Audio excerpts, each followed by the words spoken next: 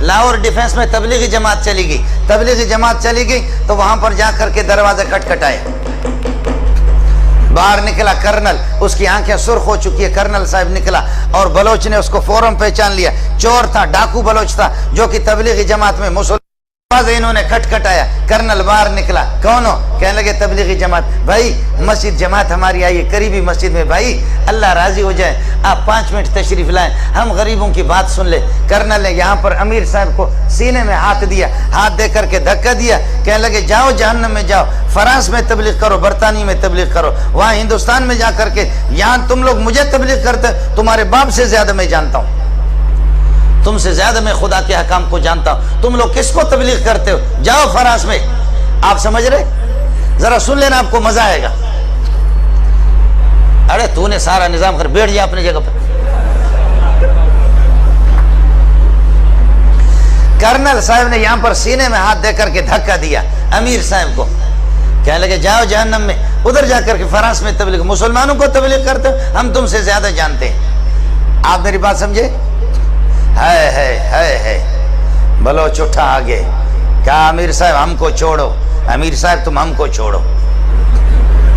کہا اوے کرنل، اللہ اکبر، کہا اوے کرنل، کہا کہا مارچ کے فلان تاریخ کو، یاد ہے آپ کو؟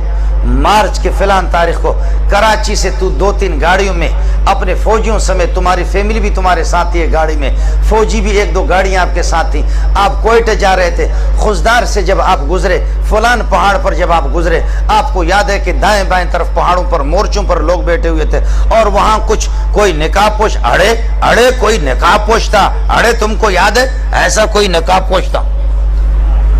اڑے تم کو یاد ہے کوئی ایسا نقاب پوش تھا؟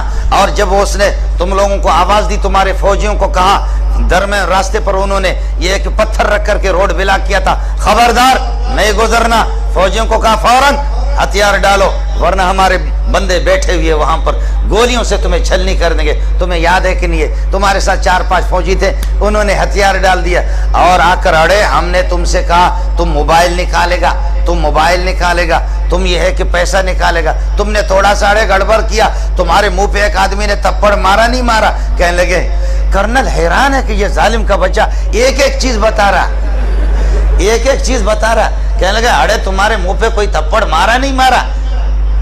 کہتے مارا، کہتے اڑے وہ ہم تھا، اڑے وہ ہم تھا۔ آپ سمجھ رہے؟ وہ کہتا کہ کیا بھئی؟ اڑے وہ ہم تھا، اس وقت تو بدماش تھا، تجھ سے بڑا بدماش میں تھا، تیری جرت میں نے دیکھی، تو قسم اٹھا، تیرے آنسو آ رہے تھے نہیں آ رہے تھے؟ اللہ اکبر، اللہ اکبر۔ اللہ نے کرنل کے دل کو فوراً بدل دیا۔ میرا خالق ان قلوب بنی آدم بین اصبع الرحمن یقلبها کیف یشاء، ابن آدم کے دل سارے میرے خالق کے دست قدرت میں ہے، اللہ جیسے چاہتا پھیر دیتا ہے۔ کرنل کے آنسو آگے امیر صاحب کے پاؤں پہ پڑنے لگے، کہنے لگے امیر صاحب خدا الیاس کے قبر پر نور نور اور رحمتوں کی بارش کر دے۔ الیاس کیسا ہے؟ اس قسم کے بغیرت اور ایسے جانور بلوچوں کو بھی تم نے مسلمان بنا دیا، خدا الیاس پر رحم کرے۔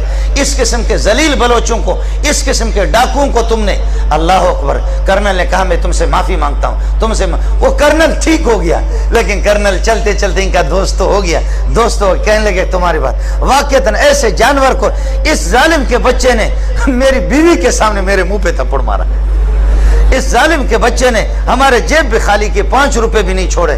قربان جاؤں الیاس کی قبر پہ، قربان جاؤں کہ ایسے لوگوں کو ہم لوگ فوجی لوگ قابو نہیں کر سکے۔ شاباش شاباش، ان کو تبلیغیوں نے ان کو کنٹرول کر لیا۔ پھر کرنل نے تھوڑی دیر کے بعد مذاق کیا، کہتے اے بلوچ کا بچہ، اڑے تمہارا باپ یہاں سے جائے گا، ابھی میں فوجیوں کو فون کرتا ہوں تم کو پکڑ کر کے تم کو الٹا لٹکائیں گے۔ تو کیا کہتا ہے بلوچ کا؟ اڑے تم فوجی کو فون نہیں کرے گا، ہم تمہارا گلا دبائے گا۔ آپ سمجھ رہے نہیں سمجھ رہے؟ جی ہاں، یہ وہ لوگ ہیں کہ جنہوں نے واقع مجھ سے خود بیان کیا ہے، میں انشاءاللہ آپ سے ملا بھی سکتا ہوں۔ اللہ کی قسم ایسے بہت سے لوگ ہیں، ایسے بہت سے لوگ ہیں۔ آج تبلیغی جماعت میں نے عرض کیا کہ 30 کروڑ سے زائد لوگ آج ایسی جگہوں میں، ایسے بیابانوں میں، بلوچستان کے صحراؤں میں، افریقہ کے جنگلات میں پہنچے، جہاں اپنے کانوں میں انگلیاں ٹھوس ٹھوس کر کے آسمان کی طرف دیکھ کر کے اذان دے کر کے فریاد کر کے کہتے خالقہ یہاں تو ابو بکر عمر بھی نہیں آئے، ہم یہاں آ سکے، اتنا